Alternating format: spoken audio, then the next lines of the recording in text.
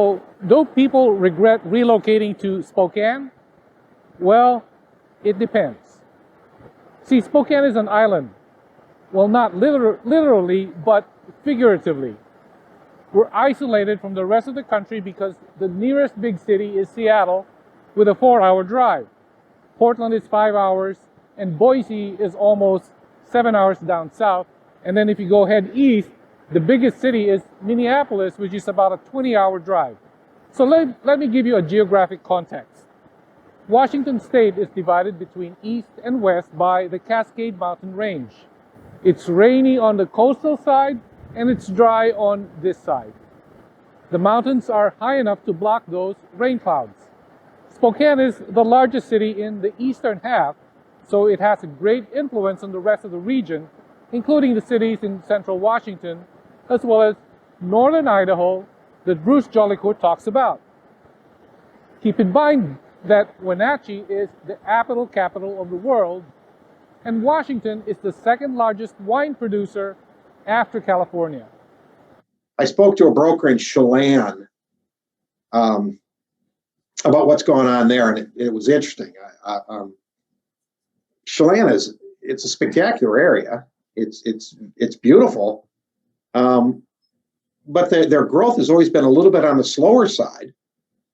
And I asked him what has gone on there in the last couple of years, and he said, well, first he said that his highest year before 2020 was 2019, and he did $36 million worth of sales. Last year he did $80 million worth of sales.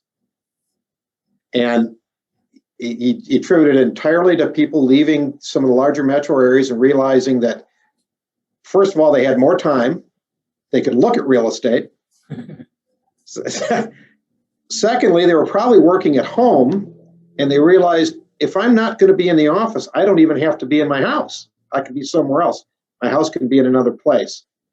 They looked at the relative cost of living and thought that maybe Chelan was a good place to be. And then they liked the general culture. And all of a sudden, towns like Chelan are just booming. Yakima's done the same thing. Tri-Cities, Spokane. So we're not exclusive in this respect. Yeah. But we're certainly benefiting by it. Yeah. We have an office in Moses Lake, and we have the same feedback. I guess Moses Lake is not necessarily a surprise because they've got an international airport over there, right? They do. The old Larson Air Force Base. Uh-huh. It's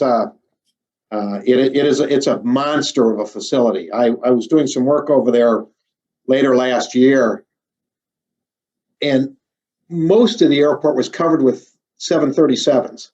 Yeah.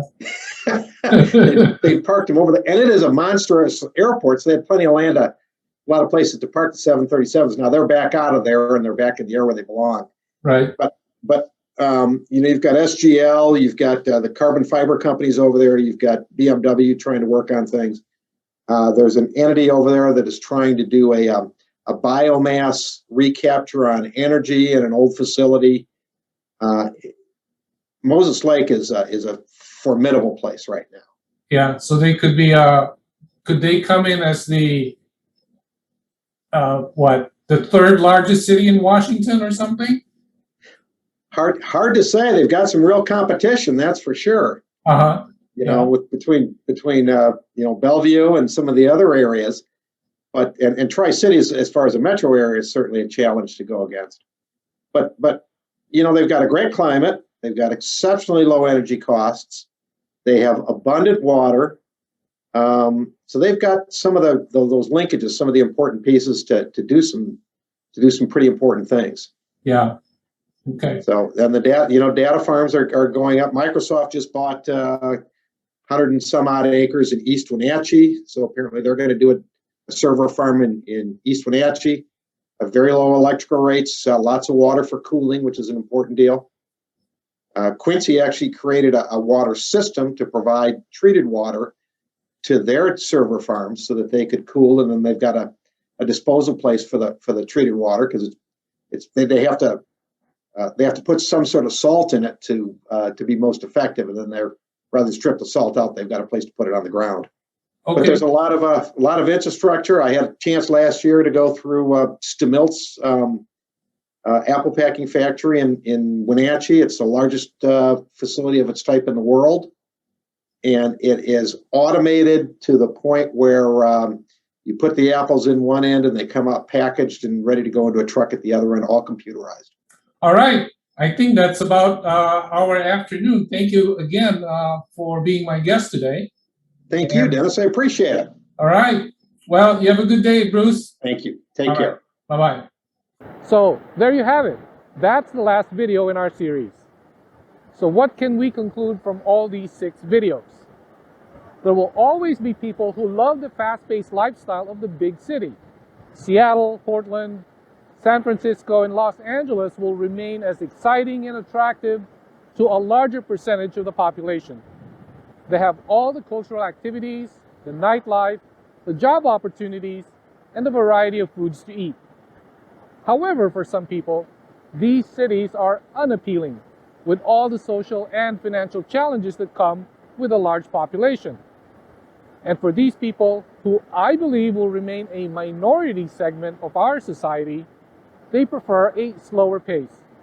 There's the opportunity to get more connected with your neighbor, to spend time and chat about what their day was like, what their kids learned from school today, and what their dogs found on the hiking trail this morning. So if you identify with these people, you will probably not regret relocating to Spokane.